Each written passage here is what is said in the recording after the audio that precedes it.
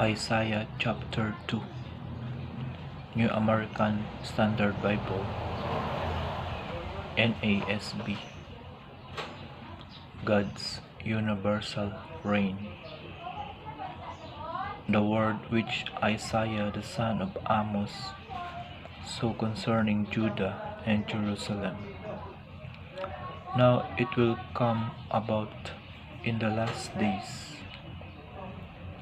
the mountain of the house of the Lord will be established as the chief of the mountains, and will be raised above the hills, and all the nations will stream to it,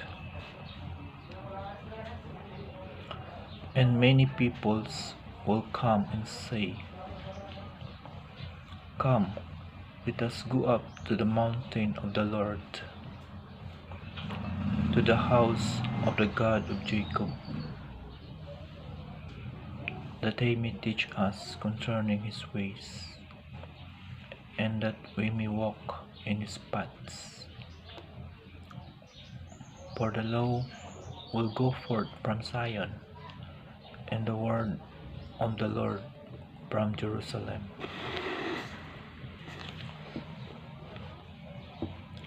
And he will judge between the nations, and will render decisions for many peoples.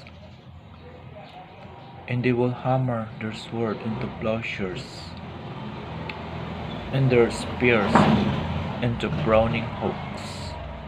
Nations will not lift up sword against nation, and never again will they learn war. Come, house of Jacob, and let us walk in the light of the Lord. For you have abandoned your people, the house of Jacob,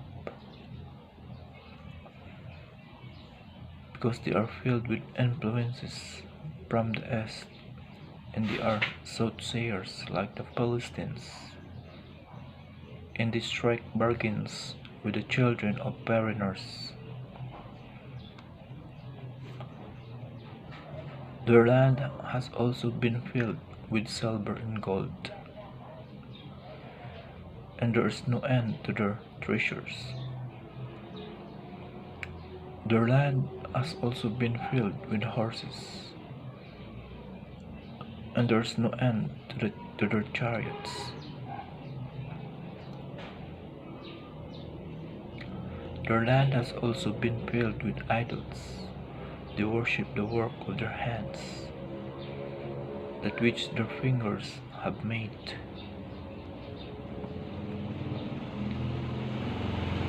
So the common man has been humbled, and the man of importance has been abased. But do not forgive them. Enter the rock and hide in the dust, from the terror of the Lord and from the splendor of his majesty. The proud look of man will be abased, and the loftiness of man will be humbled, and the Lord alone will be exalted in that day. A day of reckoning coming. Verse 12. For the Lord of hosts will have a day of reckoning against everyone who is proud and lofty, and against everyone who is lifted up, that he may be abased.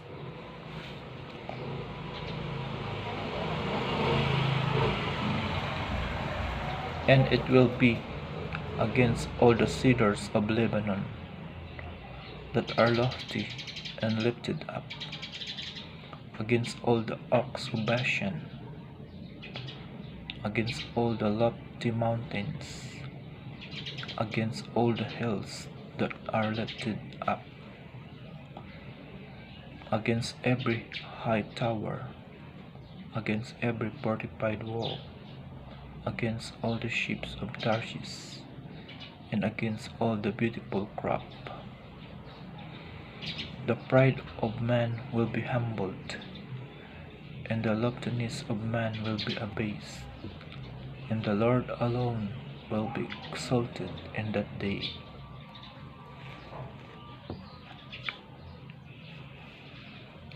But the idols will completely vanish. Men will go into caves of the rocks and into holes of the ground before the terror of the Lord and the splendor of his majesty, when he arises to make the earth tremble. In that day men will cast away to the moles and bats their idols of silver and their idols of gold, which they made for themselves to worship, in order to go into the caverns of the rocks and the cliffs of the cliffs, before the terror of the Lord and the splendor of his majesty, when he arises to make the earth tremble.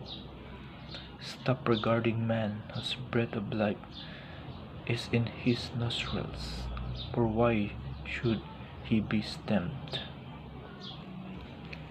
The word of the Lord. Thanks be to God.